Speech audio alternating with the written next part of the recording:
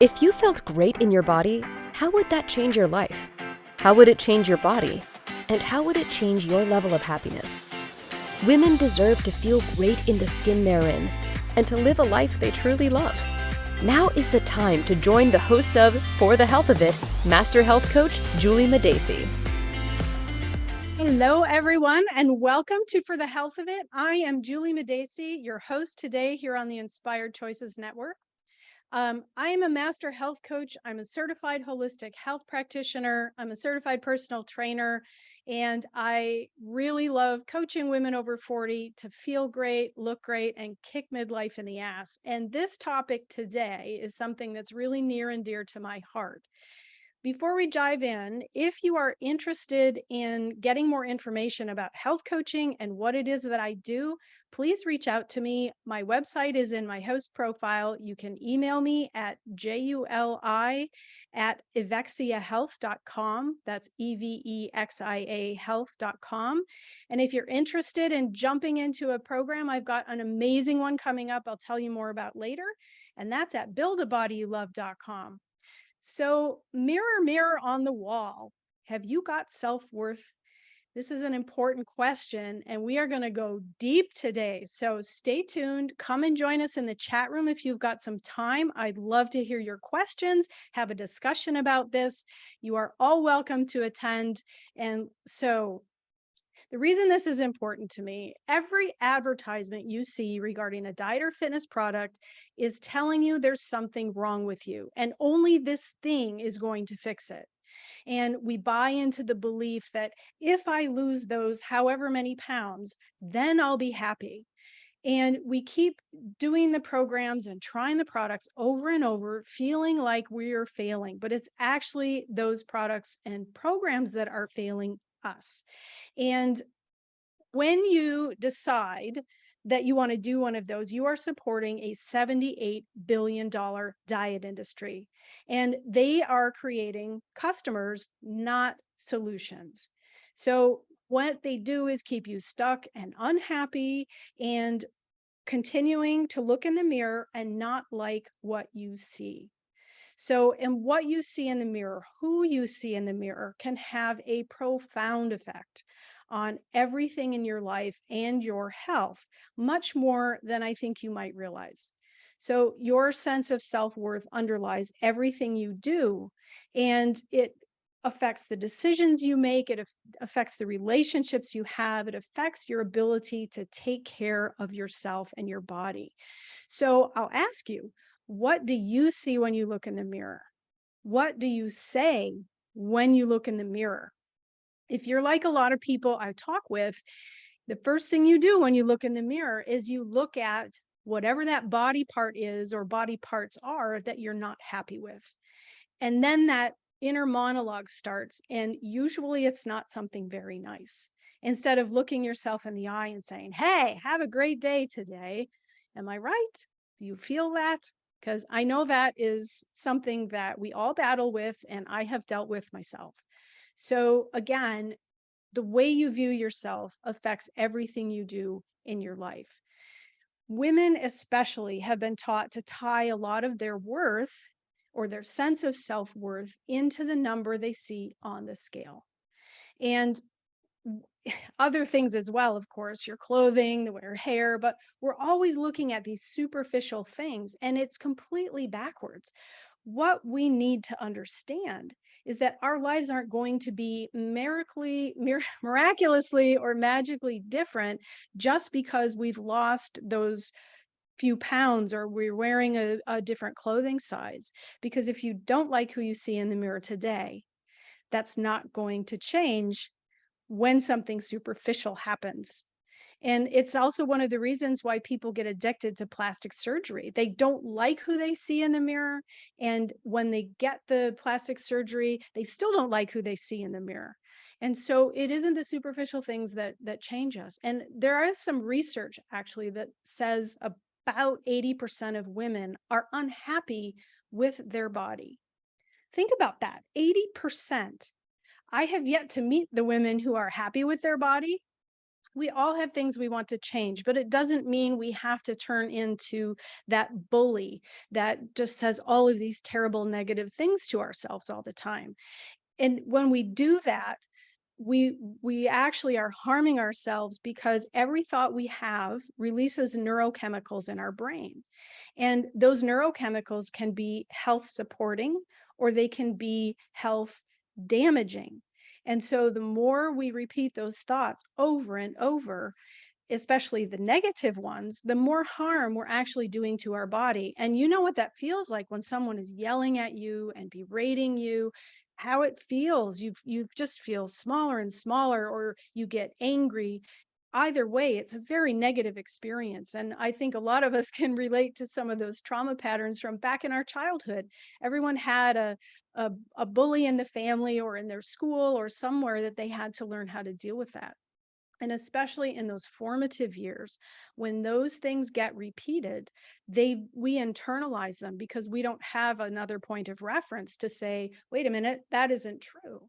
And especially if it comes from people who are older than us, like our parents and other relatives. And so it's important to remember where some of those things come from. And if you do have a negative body image after years of repeating those erroneous beliefs about you, because you are an amazing human being, but we're going to talk about that later. A negative body image actually can create a disordered relationship with your body and with food, and therefore disordered eating. And we talked about disordered eating in our first show, but just to recap, disordered eating is when you use food as a tool. Maybe you use it to self-soothe. Maybe you exercise extensive control when you're around food. And so you start to deprive yourself of certain things as kind of a punishment. And you start to look at food as something that is uncomfortable, that brings up emotions inside of you whenever you feel that tension. And so it's important to have a look at, again, what you're saying to yourself and the behaviors that follow it, because a lot of times that difficult relationship happens because of that internal dialogue. And that internal dialogue, or monologue, really, I hope it's a monologue, that internal monologue can start to happen as a follow-on, again, to the things that we learned in our youth.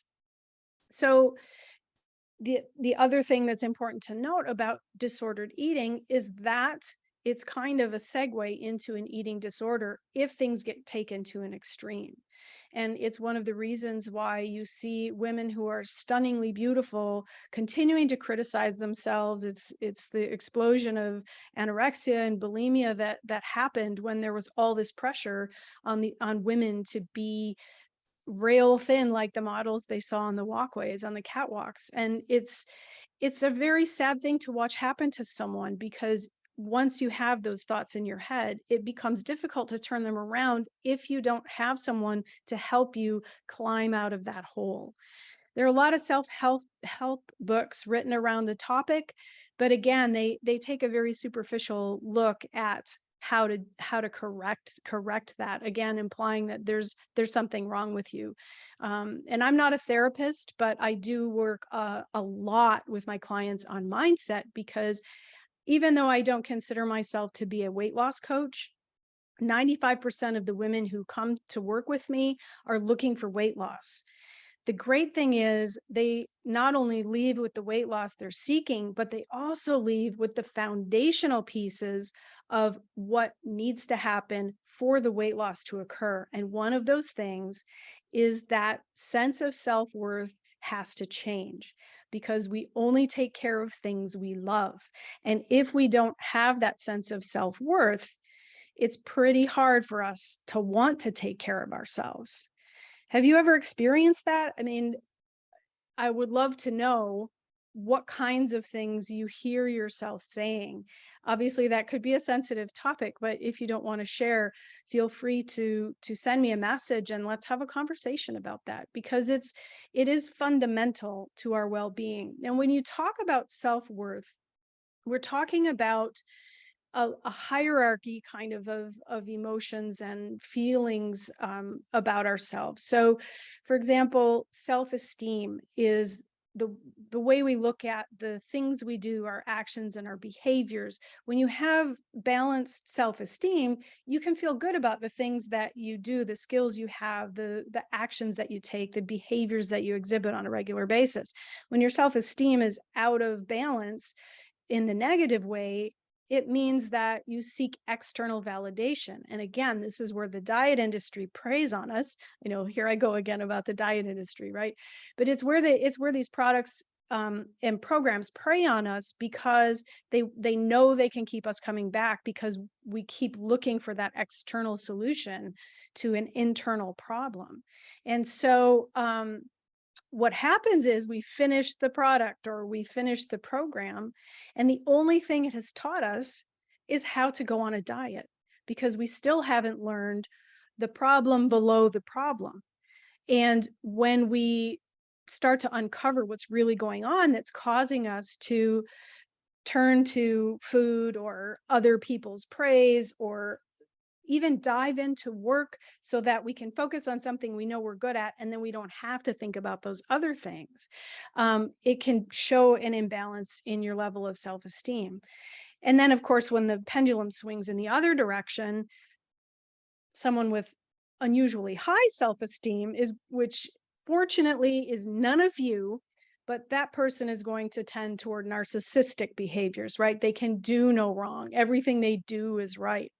But when your self-esteem isn't balanced, it's difficult to accept compliments.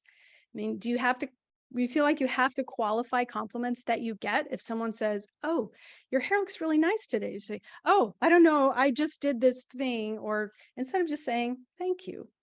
As a matter of fact, I just got a compliment on my top, and I was thinking, I only bought this when I was in the US last time, and it's a favorite top of mine. So it's all of those little things we say to ourselves, looking for external validation, that can really make an impact on the sense we have of self, our self-worth. Now, there's one step that goes before that, which I'm going to talk about after we have our break. So let's just take a quick review. Your self-esteem is the way you view yourself and your actions and your behaviors. When your self-esteem is intact, you can enjoy the satisfaction of doing things well. You know that you have skills in certain areas. And when that self-esteem and tax into your self-worth, when your self-worth is not there, you're going to be saying negative things to yourself. You're going to have that battle with the person in the mirror every time you look. And we don't want to do that. So we're going to look at how to build that sense of self-worth so that everything you do becomes better, becomes stronger, becomes more confident. It's a really, really important feature, not only of weight loss, but also your health in general and the way you do everything else you do in your life. So I'm really excited to talk to you about all of that when we come back. In the meantime, I'm Julie, your host on For the Health of It, and I look forward to talking more about this great topic after the break. Do you know that health and vitality are your body's natural state of being? Is that what your life feels like? Or do you feel like that's more of a pipe dream than an achievable goal? If you're a woman over 40 experiencing those not-so-fun changes to your body, or lacking energy and worrying about the side effects of aging, wishing you could fit back into your clothes, it is time for you to learn how to change it all. When you tune into For the Health of It with Master Health Coach Juli Madacey, you'll learn how to regain your sense of badassery so you can navigate midlife like a boss. Listen to For the Health of It with Juli Madacey, Monday at 10 a.m. Eastern Time, 9 Central Time, 8 Mountain Time, and 7 Pacific Time, and 4 p.m. in Italy on InspiredChoicesNetwork.com.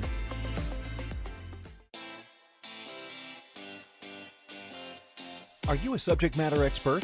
Are you here to share your expertise with an audience waiting to hear from you in only the way you can deliver? Are you ready to have your voice amplified across the airwaves? Inspired Choices Network has a global radio platform streaming to millions of people across the world.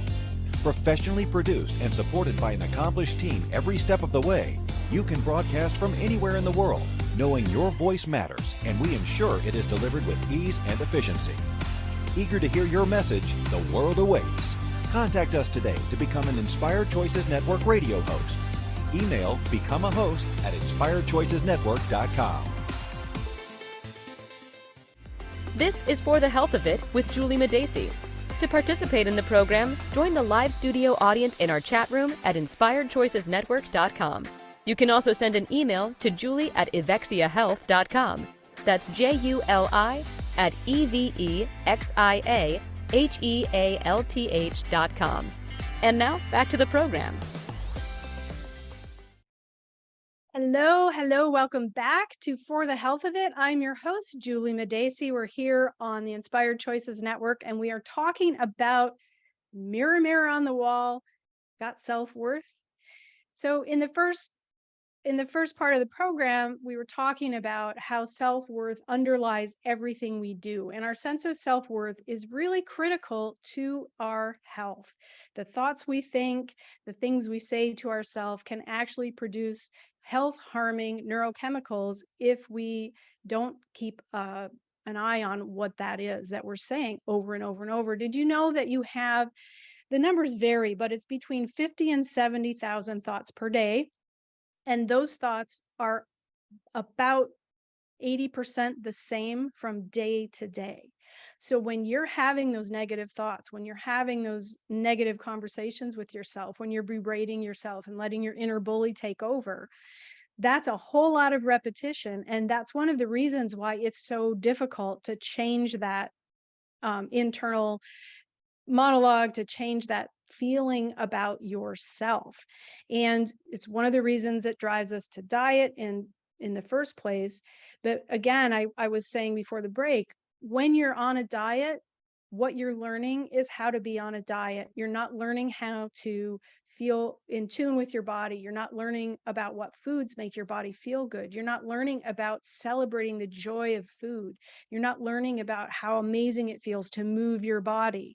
And you find that you punish yourself, and food and exercise can actually become a punishment. Have you ever heard yourself say, "Oh, I was so good today, I can eat this," or "I was so bad today, I ate that. I have to go spend another extra hour at the gym"?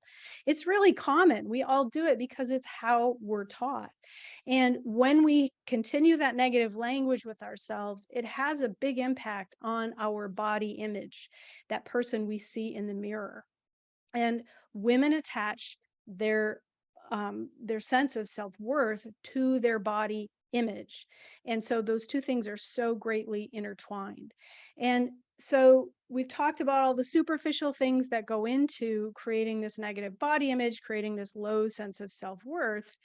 And now I want to talk a little bit about the internal pieces of that, because this is where the magic can happen, right? So one of the things that I find is we are given labels. When we are growing up, we have all of these labels we carry.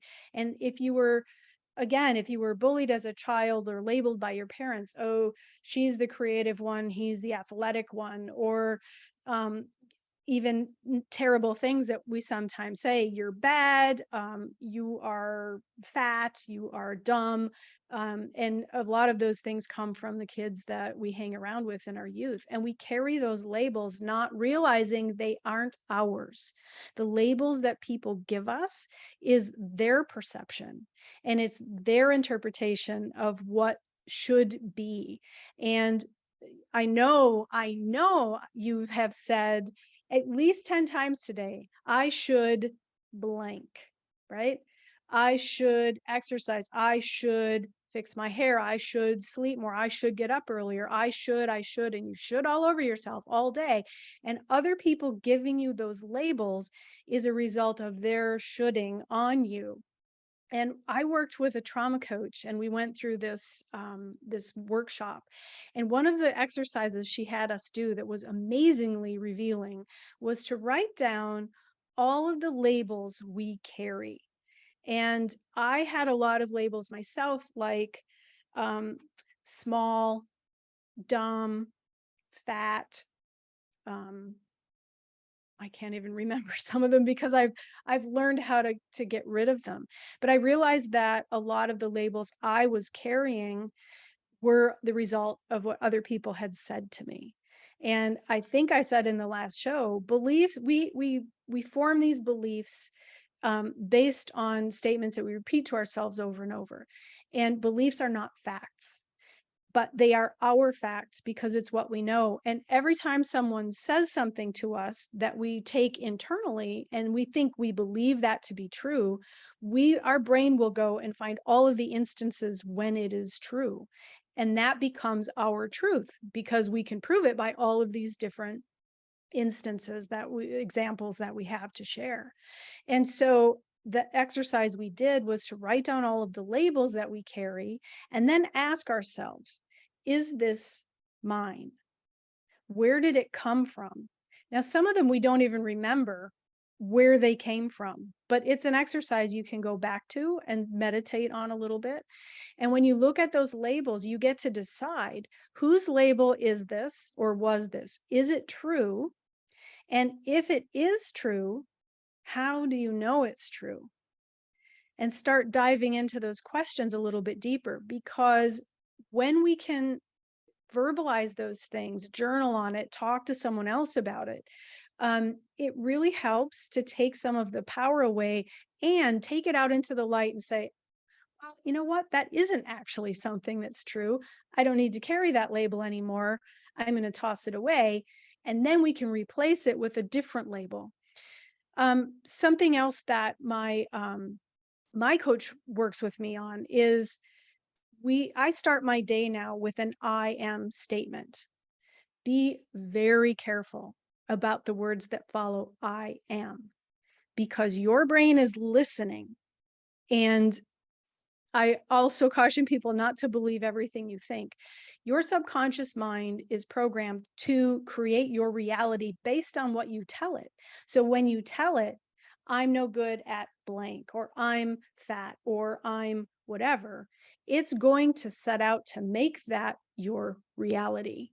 And it's why we feel like we can't avoid the cookies, or we can't get away from X behavior, or why we're addicted to. And because we've repeated that statement to our subconscious mind, to our brain, to ourselves over and over, it believes it, and it's going to set out to make sure it's true because we don't like to be wrong. Our brain is trying to protect us.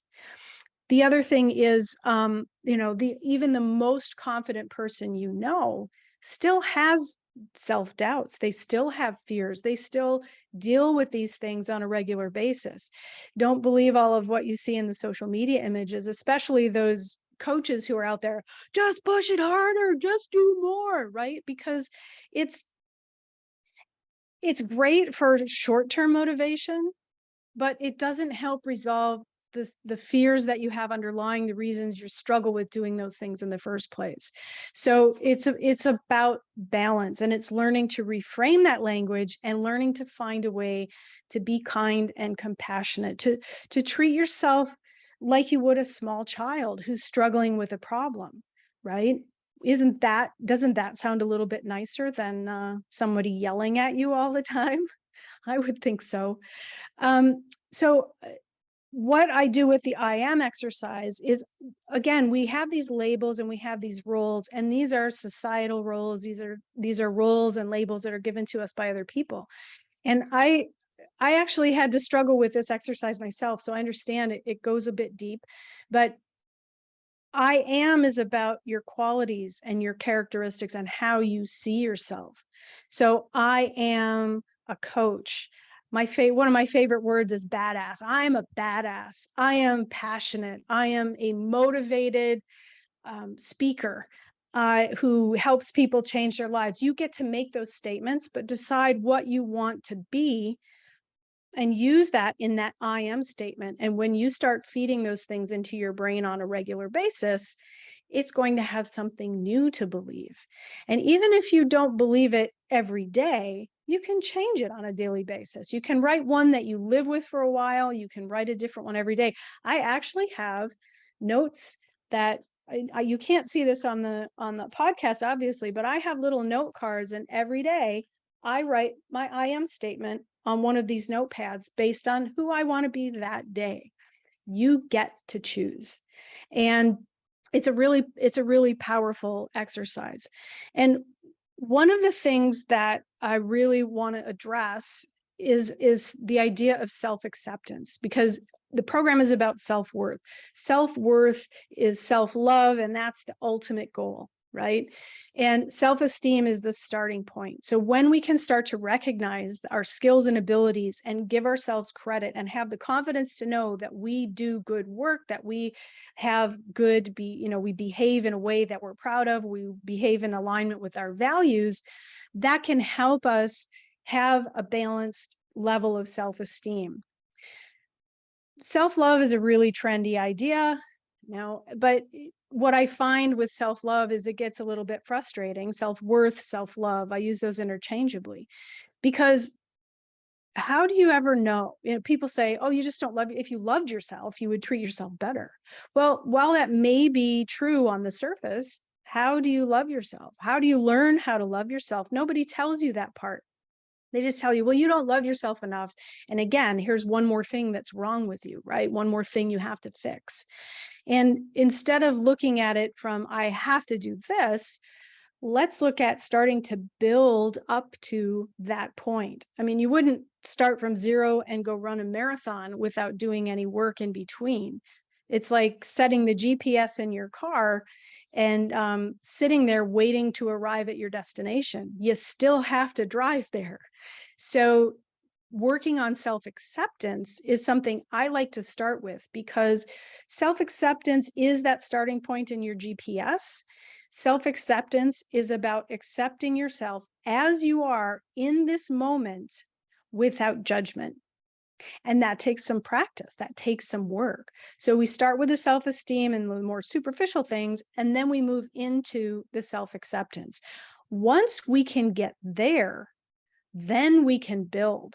But until we can accept who we are in this moment without judgment, it's pretty hard to move forward with any meaning. And so when we come back, I'm going to talk a little bit more about self-acceptance, what it is, self-acceptance versus self-love at a little bit more detail. And I'm going to talk about why the body positivity movement is getting it wrong. And this is a little bit controversial. I had this conversation with someone before, but I really firmly believe that is a well-meaning movement. It's a bit off the mark. So we're going to talk about all of those things when we come back. And just to review, think about the labels you're carrying. Think about how you view yourself. Think about who has given you the labels, who has told you about these qualities and characteristics that you have. Where do they come from? Because you are an amazing person with qualities and capabilities that are amazing and people love, and they're very special. And even if you don't believe that yet, it's possible that you will. So when we come back from the break, we're going to talk a little bit more about all of those things. I'm Juli Madacey. I'm your host here on For the Health of It on the Inspired Choices Network, and I can't wait to dive in a little bit more. We'll see you after the break. Do you know that health and vitality are your body's natural state of being? Is that what your life feels like? Or do you feel like that's more of a pipe dream than an achievable goal? If you're a woman over 40 experiencing those not-so-fun changes to your body, or lacking energy and worrying about the side effects of aging, wishing you could fit back into your clothes, it is time for you to learn how to change it all. When you tune into For the Health of It with Master Health Coach Juli Madacey, you'll learn how to regain your sense of badassery so you can navigate midlife like a boss. Listen to For the Health of It with Juli Madacey, Monday at 10 a.m. Eastern Time, 9 Central Time, 8 Mountain Time, and 7 Pacific Time, and 4 p.m. in Italy on InspiredChoicesNetwork.com.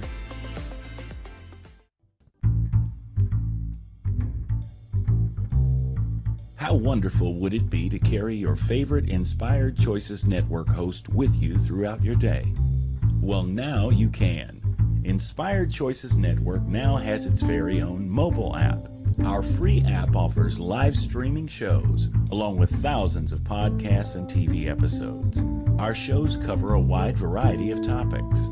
Whether you're waking up with us, carrying us through the day, and taking us to bed with you, we're always here for you to enjoy. We're easy to find. Just search for Inspired Choices Network in the Apple App Store or Google Play Store. This is For the Health of It with Juli Madacey. To participate in the program, join the live studio audience in our chat room at inspiredchoicesnetwork.com. You can also send an email to julie@evexiahealth.com. That's JULI@EVEXIAHEALTH.com. And now, back to the program. Hey, everybody, welcome back. We are here on For the Health of It, and I am your host, Juli Madacey. Look, if this is a topic that is near and dear to your heart as well, if this is self-worth is something that you are struggling with yourself, I encourage you to get in touch with me via email at juli@evexiahealth.com, or check out the 6-month program I've got coming up. It's at buildabodyyoulove.com. We dive deep into this work, and it's one of the things that makes such a huge transformation possible when my clients go through it. And even if you're not sure about it, let's just have a conversation and make sure it's a right fit for you, because the truth is we only take care of things we love. And as I said earlier in the program, your sense of self-worth underlies everything you do, every aspect of your health, the way you value yourself, and we only take care of things we love. So it's time to start working your way there, especially if you're not quite there yet.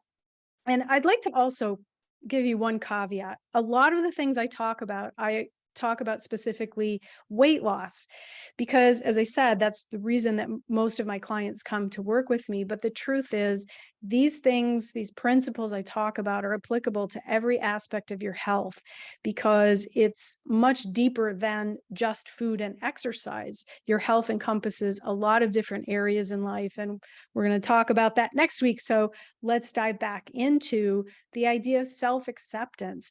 And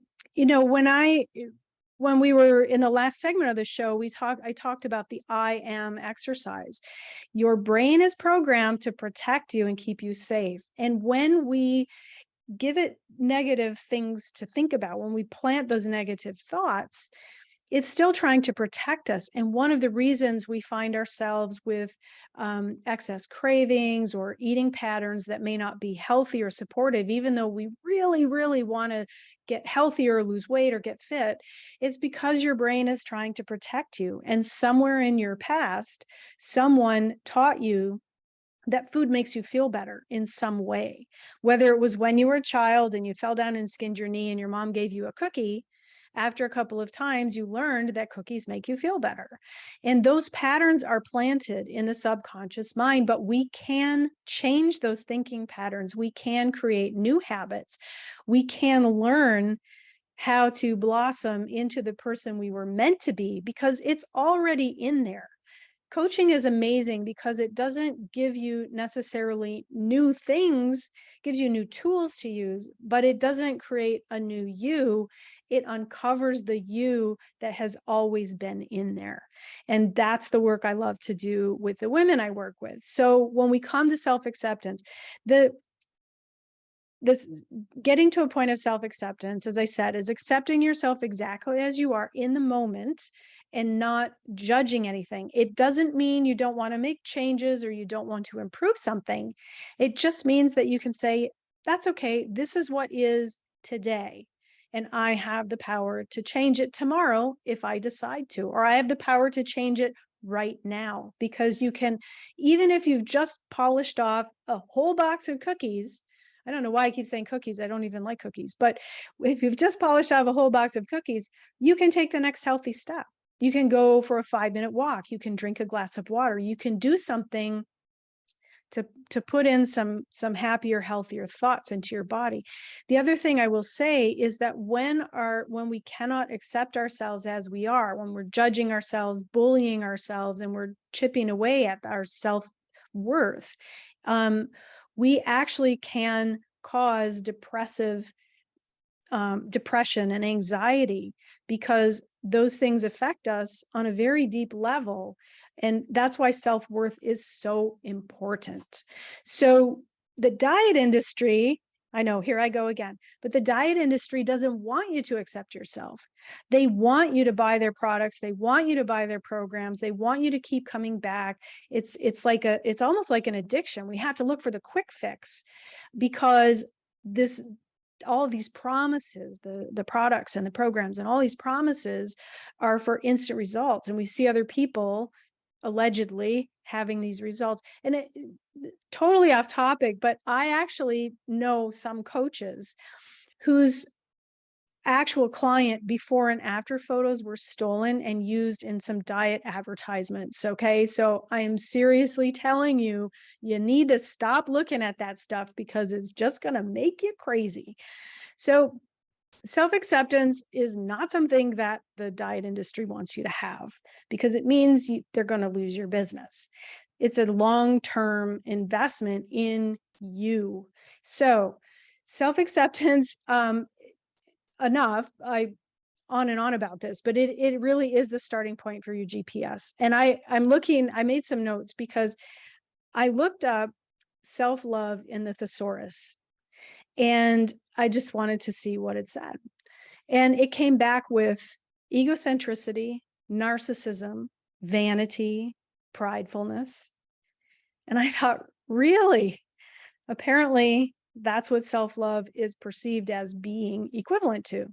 When I looked up self-acceptance, it came back and said, did you mean self-importance?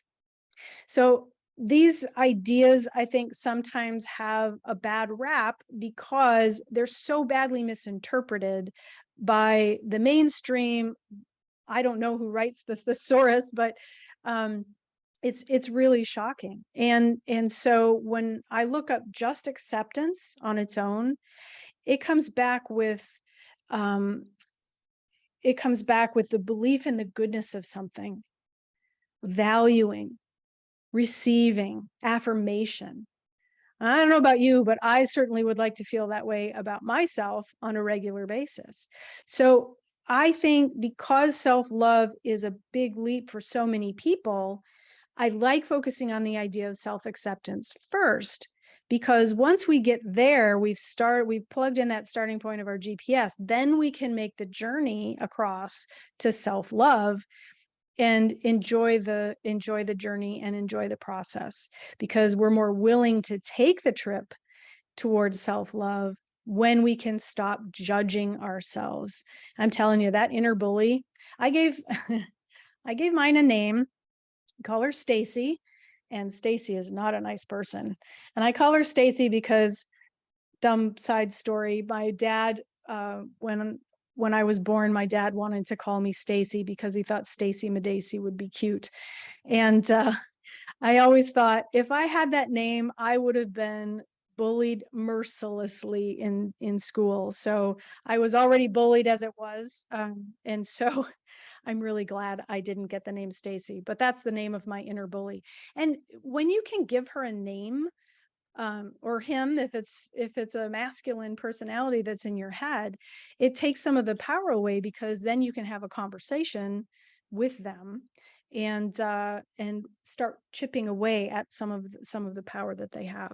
So I was going to talk about the body positivity movement. I think it's a well-meaning movement. We should accept people as they are. We should accept people for being human beings, incredible human beings. Everyone has a gift to offer. Everyone has special talents. Everyone has a uniqueness about them that brings richness into the world. And so the body positivity movement, in the sense of not shaming people for the way they look, I think is a fabulous idea. But as with so many things, we've taken it to extremes. And now we're promoting body positivity in women and men whose bodies are really unhealthy. I want them to be happy in their skin. I want them to love themselves. But I have seen people encouraging on social media, really unhealthy behaviors so that they can maintain an overly large body because they're proud of their size. Awesome if you're proud of your size, but you also have a responsibility to take care of your body. This body that you have is the car that you have to drive, your soul has to drive around in while you're on this earth. Whatever your religious or spiritual affiliation, or if you don't have any religious or spiritual affiliation, it doesn't matter. We know that the mind and body are separate things. And so we get to drive around in this body while we're here on earth. It's our responsibility to take care of it. It's our responsibility to maintain it. And when we don't, it isn't only our lives and us who are affected. It's all the people around us. It's a tremendous cost on the economy. It's a tremendous cost on our loved ones. It's a tremendous cost on our quality of life and our ability to share the amazing gifts we have. And I know, when you don't feel well, it's pretty hard to be out there and going and giving the best of yourself.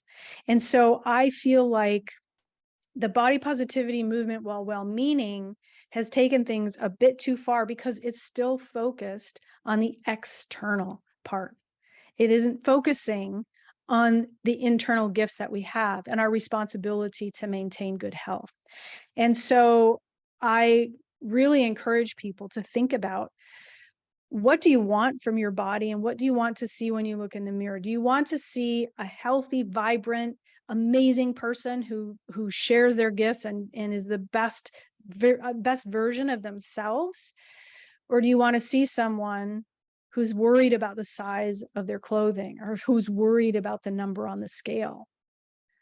For me, I really prefer the former. And so when we get to this certain age, sometimes our bodies don't end up looking the way we want them to, or the way we think they should look, or maybe the way they used to look. I had this conversation with another client, and she's in her late 40s now. She's had children who are grown.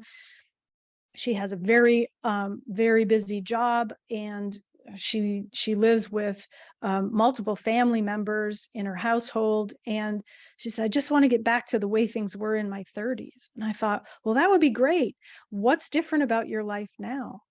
Well, I have a kid and he's going to university, and my in-laws are living with me, and I have this busy job. And said, so how can this life squeeze into that one? Right? So it's about taking a more realistic view of what's actually possible, but also appreciating this is where I am now, and what is healthy to me, what is attractive to me, what is the best of me is probably going to look a little bit different now because I have different experiences. I have different wisdom.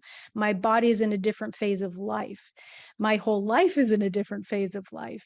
And so it helps when you can get to that point of self-acceptance. It helps to be able to look and say, okay, this is what is, and what is okay. And then you can decide based on what's possible. And sure, lots of things are possible. You could go back to that body you had in your 30s if you can quit your job and you can work out, with a personal trainer 5 days a week, and you can have a diet of steamed broccoli and boiled chicken. And is that really worth the cost?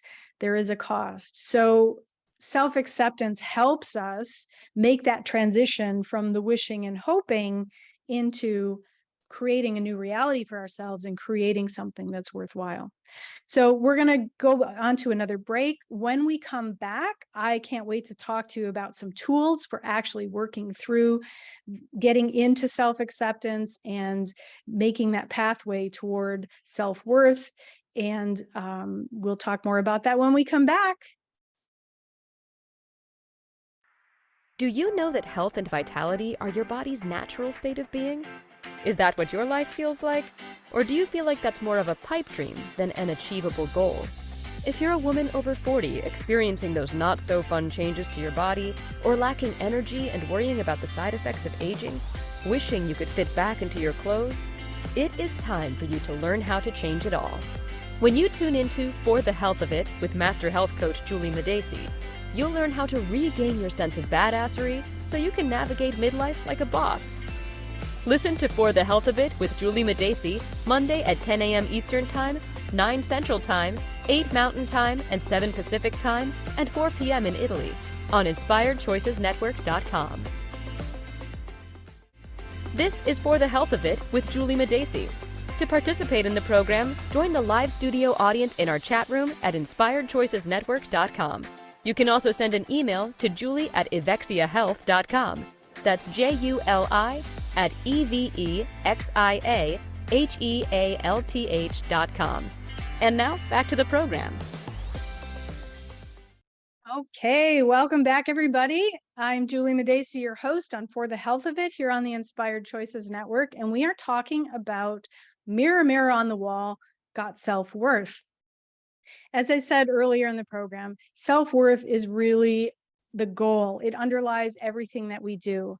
And we're taking a journey into where self-worth might lie for us. And we're stopping and setting that GPS point at self-acceptance, because self-acceptance is going to be fundamental to building that sense of self-worth that we're after. You can call it self-love or self-worth. They're basically interchangeable, but not to be confused with self-esteem, which is something that's slightly more external. It's how we view our behaviors and our actions and our skills relative to the rest of the world. Self-acceptance, as I said, is accepting what is in this moment and then deciding what to do. If you like it the way it is, awesome. Accept it, move on. If you don't like the way it is, it puts you in the perfect position to start making the changes that you want to make. But until you get to self-acceptance, those changes aren't going to happen, because you're always going to be judging, comparing, bullying, looking for that external solution instead of moving yourself forward. And one of my other favorite client stories I shared a little bit last week is a lady I worked with who's a full-time caregiver for a disabled son. And her inner bully, I have to say, when she did some journaling, it was one of the first things we did when we started working together. And I just said, 5 minutes a day, listen to that monologue and write down what you hear. And it was shocking, the things that she would say to herself. She wouldn't even look at herself in the mirror at that point. And so being able to come to terms with what's actually going on is really important. And the other thing I will say that to me is fundamental about self-acceptance is that self-acceptance determines how we show up in the world. And how we show up in the world has a profound effect on those around us. Because if you don't think people are sensing into the energy you're giving off, you are very mistaken. That is a really, really big deal. And it changes the way people perceive you. It changes the way you behave in the world and around other people. And it changes the possibilities of growing and interacting and receiving, because you're creating this shell around yourself if you're not willing to accept things as they are and accept others as they are. Once we can accept ourselves as we are, it also helps us accept others for all of their glorious imperfections. And the other thing I love about self-acceptance is that it's very freeing. You can feel the joy of being perfectly imperfect and celebrate that and laugh sometimes at some of those quirks and imperfections that we all have, because we all have them. And I don't care who you're looking at on influencers, on social medias, self-help gurus, everybody else. We all deal with the same insecurities. It's a matter of having the tools to deal with things in a different way that's going to help you on that journey. So one of my favorite tools for getting towards self-acceptance is called mirror work. You may have heard of this. It's attributed to a number of different people. I learned it from a motivational speaker called Jack Canfield. And what you do is you look at yourself in the mirror, either in your underwear or naked if you can, a full-length mirror, and you look yourself in the eye and you start saying positive things to yourself about yourself. And you do that for a couple of minutes. And then at the end of it, you look in yourself in the eye and you say your name, and then you say, I love you. And then you take a deep breath and you're done. When you do that mirror work for 30 days in a row, And if you miss a day, you have to start over. But when you do that mirror work for 30 days in a row, I promise you, it will change your life. When I first did that, I had been to a seminar that Jack Canfield put on, and I thought I was feeling desperate. I didn't know what else to do. We didn't have coaches and trainers and the availability of the internet like we have now. This was back in the early 80s. And I decided to try it, and I promised myself I was going to do this no matter what. And when I looked in the mirror and I said these things to myself, first of all, I stood there for probably 10 minutes. I couldn't think of a single thing to say. And then I started with superficial things like the color of my eyes or the fact that I'd gone to work that day. And at the end of that first session, I dropped on the floor and bawled like a baby. And it was amazing, the transformation over the course of 30 days. For the first few days, I cried. It was hard. And then something happened, and I started looking forward to doing the mirror work. And by the end of 30 days, it was something glorious had changed. I started taking better care of myself because I felt worthy of it. I didn't do it intentionally because I'm going to do the mirror work and then I'm going to do that. It just happened. And I'm telling you this because I know this is a difficult exercise for a lot of people. If you don't feel ready for the mirror work, then I would recommend journaling first and writing down 3 positive things about yourself every day. If you can do that every day for 30 days, it will change your relationship with who you are. So I've covered a lot of ground here. We've talked about self-acceptance. We've talked about self-worth. Starting with self-acceptance is going to get you where you want to go. And if you can make that your ultimate goal for now, it's an amazing place to start because it will take you very, very far. And next week, when we come back, I'm going to be talking about what the heck is health coaching. And that's another question I get, because why would I talk about this topic if women are coming to me for weight loss? Health is about a lot more than food and exercise. Health is about a lot more than what you weigh or the size of your clothes. And we're going to talk about all those different dimensions of health and well-being and what health coaching can do for you. So again, if you are interested in doing some work together, I would love to welcome you into my 6-month program called Build. We can build a body and a life you love living in. And that is buildabodyyoulove.com. You can get in touch with me on email, and that's juli@evexiahealth.com, evexiahealth.com. And I would love to have a conversation with you because you are so worth the time and energy and effort and so valuable, and the world needs your gifts. And so the world needs to be able to get the best of you. And one of the ways you can do that is by working with a professional coach who will help you arrive at that point for yourself. It's not about being on a diet. It's not about going through yet another program. It's not about finding that magic pill, because they just don't exist. So stop looking outside and start looking inside. And sometimes that work is hard to do because we have a lot of blind spots, and working with a professional will help you uncover those, or at least take them out and show them to you so you can find them again. I love doing these shows because I love to talk about these things. I'm very passionate about it, and I have a lot of stories to share. The last one I'll share is when I worked with another client in this program. She actually said to me, I've learned how to set boundaries for myself now. I've learned that I'm worth spending the time on, and I'm a much better person to be around for the rest of my family. She said, I used to do everything around the house. I never asked for help. I never asked for support because I figured that made me not a good mother. That made me not a good wife. And then I realized we all share the house. We all share everything that we do together. And it's important for other people to pitch in too. And when she started getting to that point of feeling good about herself and who she was, she said, this is the way I want to live. This has changed my life. This is what I want for other people as well.